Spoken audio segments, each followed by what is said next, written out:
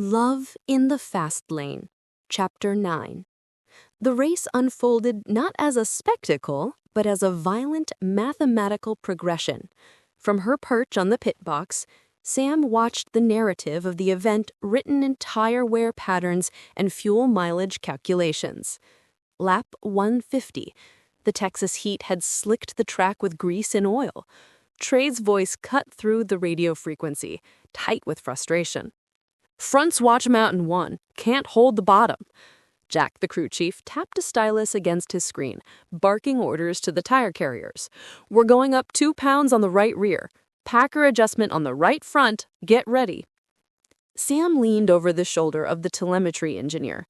The screen displayed a spider web of colored lines, representing shock travel. She traced the jagged peak of the red line, the right front compression load.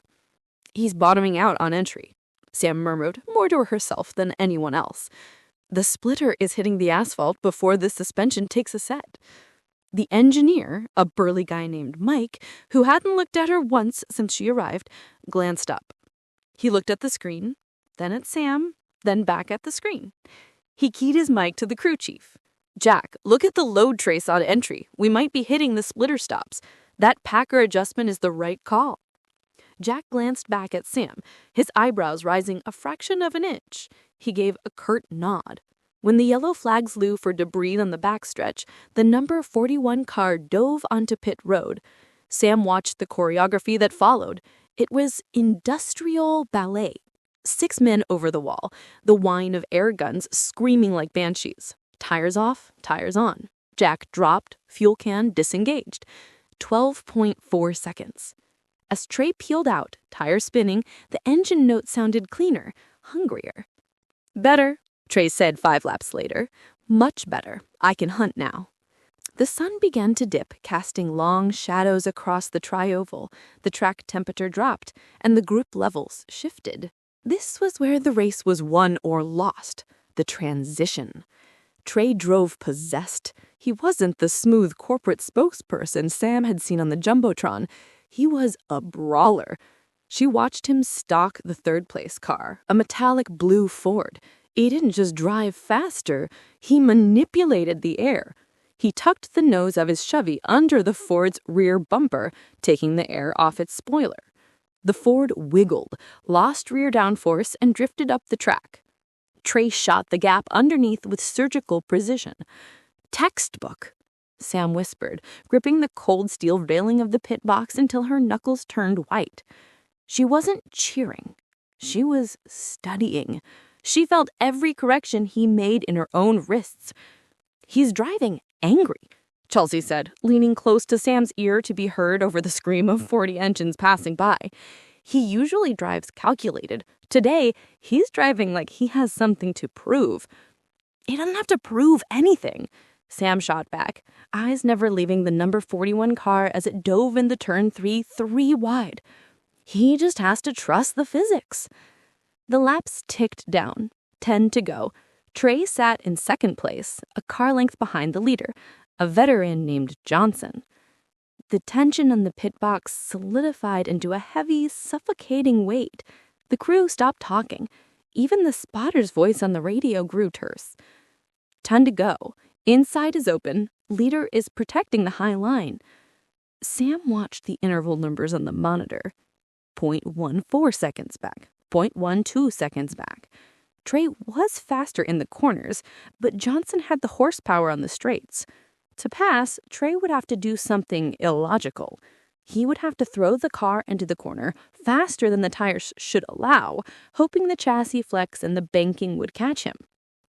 It was a move that required total absence of fear. Coming to 2 to go, the spotter crackled. Sam stopped breathing. She saw the entry speed on the telemetry. He was 5 miles per hour faster than his previous lap. He's not lifting, Sam said, her voice calm despite her heart hammering against her ribs.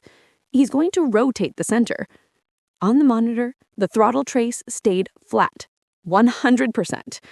On the track, Trey drove the number 41 deep into turn 3, far below the white line, onto the flat apron where there was no banking to hold him. The car shutted. The back end stepped out, sliding sideways at 180 miles per hour. Smoke pulsed from the right rear tire. It looked like a wreck starting to happen, but he didn't lift. He kept the throttle pinned, using the wheel spin to rotate the car, pointing the nose back up the track directly in front of Johnson's bumper. He caught the slide inches from the outside wall, the momentum carrying him past the leader as if shot from a cannon. The pit box erupted. Men were high-fiving, shouting, slamming clipboards. Sam just exhaled, a long, shaky breath. She uncurled her fingers from the railing. Her hands were trembling. He crossed the finish line 3 car lengths ahead. The radio exploded with overlapping cheers, but Trey's voice cut through it all, breathless and strained. That one was for the engineers. Car stuck like glue. Chelsea grabbed Sam's shoulders and shook her. "Did you see that? That slide. He hasn't drove like that in 3 years." Sam managed a weak smile. The adrenaline crash was hitting her hard. He initiated the rotation early. He trusted the side force. Whatever you call it, he won. The car began its cool-down lap. The crowd noise was a dull roar in the background, but through the headset, the intimacy of the closed channel returned. "Can you?" Trey asked. "I'm here, boss. Great drive. Heck of a drive." "Is she there?" The celebration on the pit box paused for a microsecond. Jack looked at Sam and grinned. He keyed the mic. "She's right here. Told us about the splitter stops on lap 150. "Put her on." Chelsea handed Sam her headset plug, swapping it into the main console. Sam pressed the button, her hand feeling clumsy. "Stockton? You make it down from the ivory tower, okay?" His voice was rough, tired, but the smile was audible. "I liked the view from down here better," Sam said, leaning into the bike. "Nice move in turn 3, though statistically, that slide had a 60% chance of putting you in the wall." Trey's laugh filled her ears, warm, exhausted, and real. "I liked my odds. Come to victory lane. Try not to tackle any sponsors on the way. No promises." Sam pulled the headset off. The noise of the track rushed back in, but the isolation felt different now. She wasn't an outsider looking in. She had been part of the equation.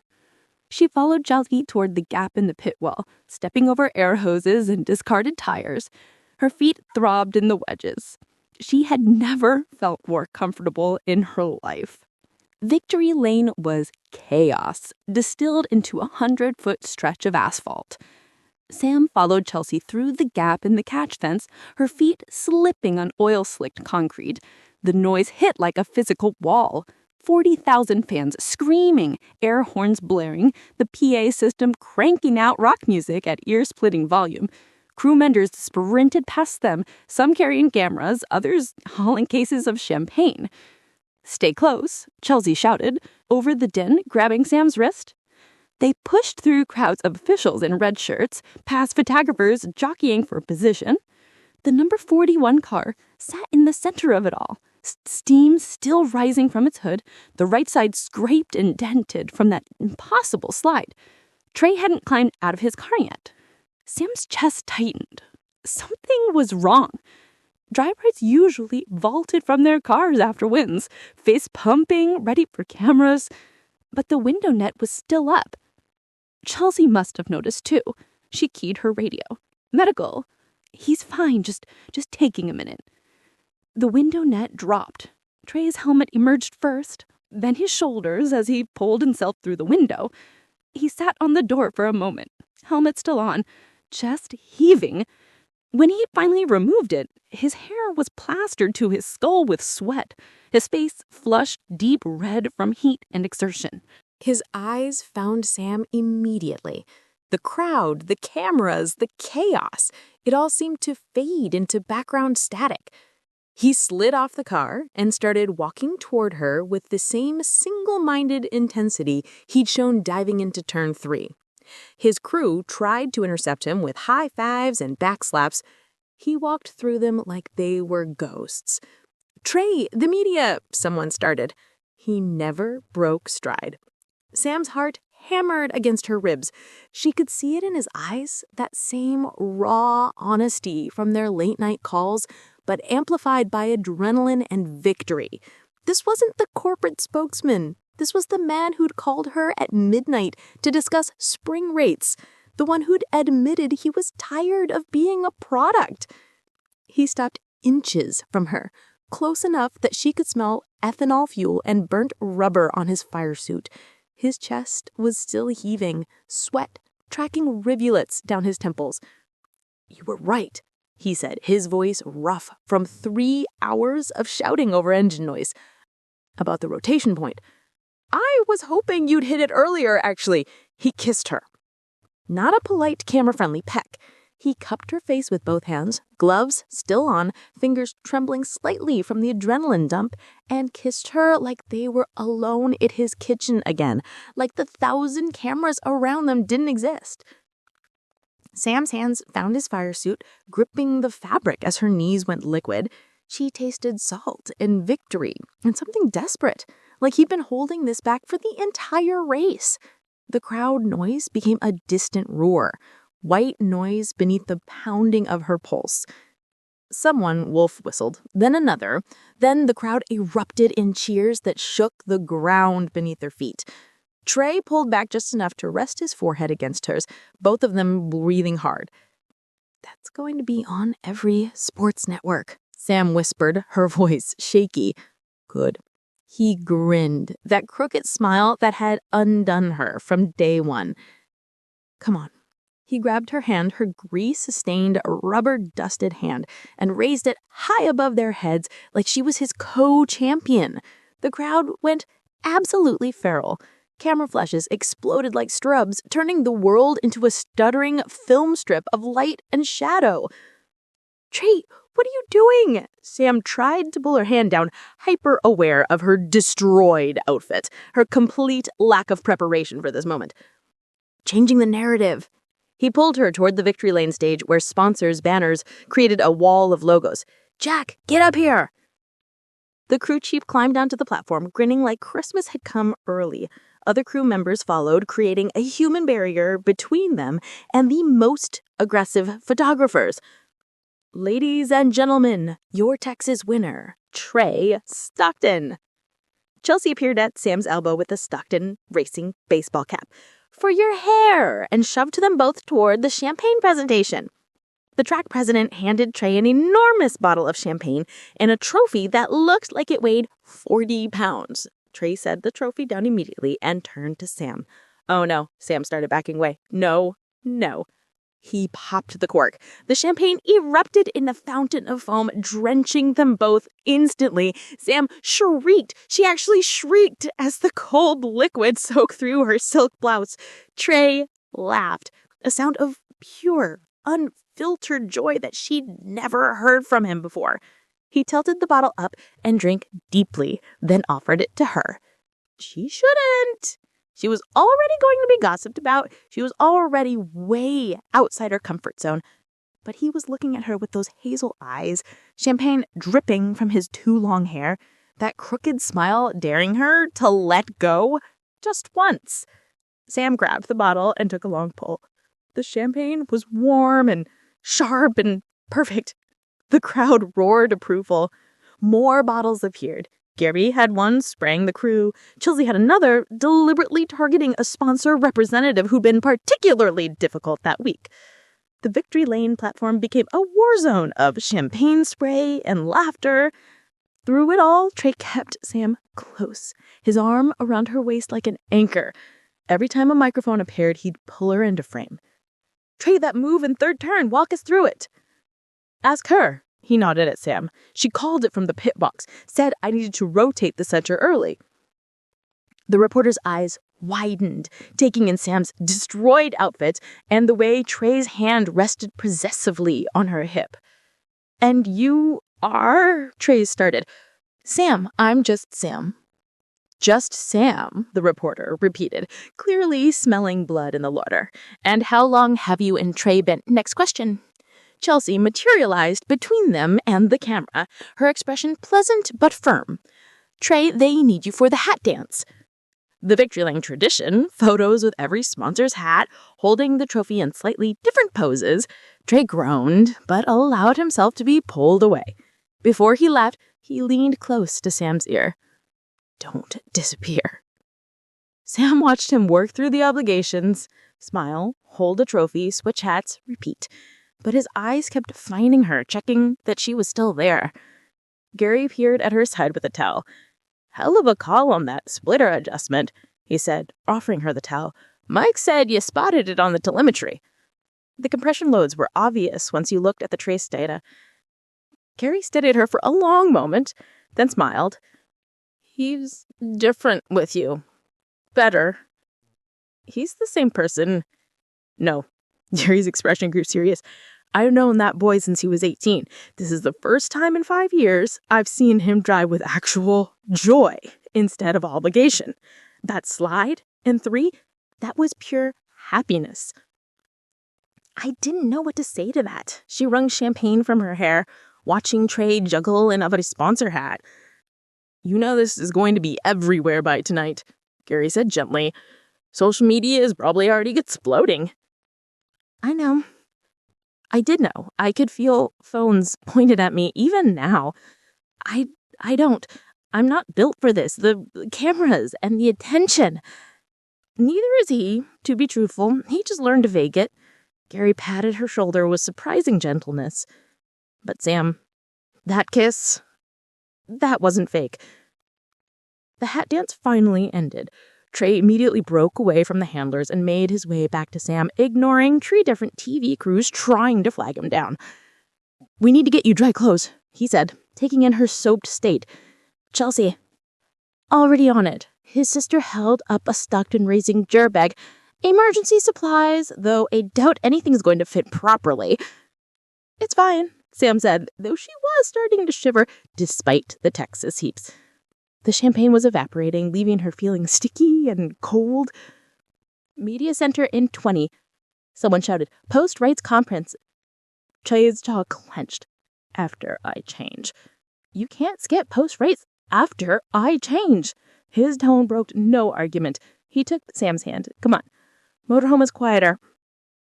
They escaped through a gap in the crowd, Chelsea running interference with the determination of a linebacker. The infield was marginally calmer, though she could still hear the celebration continuing behind them. Fans pressed against the bench, shouting to Trey his name, holding out items for autographs. He ignored them all, pulling Sam along with single-minded focus. The motorhome lot was a city of mobile mansions, each one more elaborate than the last. Trey's was relatively modest, if a 45-foot luxury coach was called modest. He punched in a code and held the door for her. The interior was all leather and polished wood, more like a high-end hotel suite than a vehicle. Sam stood dripping on the tile entry, afraid to move and ruin something expensive. "Bathroom's back there," Trey said, pointing down a narrow hallway. "I'll find you something dry." Sam made her way to the bathroom. Marble counters, really? And caught herself in the mirror. She looked like she'd been through a car wash. Her silk blouse was plastered to her skin, completely transparent. Her white pants were stained with grease and champagne. Her hair had escaped the baseball cap and hung in wet strings around her face. Mascara had run slightly at the corners of her eyes. She looked absolutely wrecked. She looked absolutely alive. A knock on the door. "Sam?" "Clothes." She opened it to find Trey holding one of his fire suits. It's the only thing that might fit. Everything else would be huge on you. She took it, their fingers brushing. He changed into jeans and a team polo, his hair still damp and sticking up at odd angles where he'd toweled his eye. "Trey!" "I know," he said quietly. "I know this is crazy. I know I just threw you into the deep end without warning, pa. I know you specifically said you didn't want to be a spectacle." "You kissed me on national television." "I did." "Why?" She needed to understand, needed to know if it was victory high or something more. He leaned against the doorframe, suddenly looking exhausted. The adrenaline was wearing off. She realized the crash was coming. Because you were there, because you saw the physics and trusted me to execute it, because I won that race for the first time in 2 years. Not because I had to, but because I wanted to, because I wanted you to see me win. The honesty in his voice made her chest ache. The media is going to dissect this, she said softly. They're going to dig into who I am, what I do, my entire history. I know. I'm sorry. I should have thought. I'm not finished yet. She strained her shoulders. They're going to find out I'm nobody special. Just an engineer who races parking lots on weekends. They're going to wonder what you're doing with someone so ordinary. Sam. And I'm going to have to be okay with that. Because I took a breath. Because I don't want to be the reason you stop driving like that.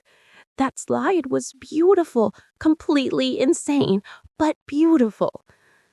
His face transformed, the exhaustion replaced by something that looked dangerously close to hope. So you're not running. I should. This is going to be complicated and messy and way outside my comfort zone. But I thought about his voice on late night calls, the way he trusted my instincts about setup changes, how he sent my car back repaired without expecting anything in return.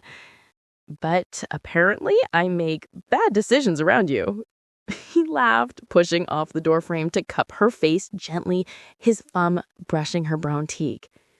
Best bad decision I'm ever made. We're going to be trending on Twitter within an hour. Already are, according to Chelsea. Hashtag Victory Lane kisses apparently a thing now. Sam groaned. I'm not going to hear the end of this at work. Worth it? She looked at him, disheveled, exhausted, but grinning like he won more than just a race. Ask me tomorrow when I'm not covered in champagne. He kissed her again, softer this time, tasting of victory and promises. A sharp knock interrupted them. Chelsea's voice tarried through the door. Media center! Now, before they sound a search party! Trey sighed against Sam's lips. The circus awaits. Go. I'll change and meet you after. You're sure? You could skip it. I'm sure they'll have questions about your mystery women. Might as well give them something accurate to report. He smiled, that crooked grin that had started all of this. Hurricane Sam versus the media. My money's on you. After he left, Sam stared at the fire suit in her hands. It was orange and black with sponsor patches covering almost every inch. It would be too long, too loose in some places, too tight in others. It would mark her as his in a way that would be impossible to misinterpret. She put it on anyway. The media center was a converted conference room under the grandstands, packed with reporters and cameras. Sam slipped in the back, trying to be invisible, despite the fire suit that screamed for attention. Trey sat at a table with his trophy, fielding questions with practiced ease. But she could see the tension in his shoulders, the way his fingers drummed against his leg. Tells she'd learned over late-night video calls. That move in turn 3 was incredibly risky. What made you think you could pull it off? Trust in the car and the setup. My team gave me what I needed. Speaking of your team, you seemed pretty friendly with someone in Victory Lane. The room seemed to lean forward collectively.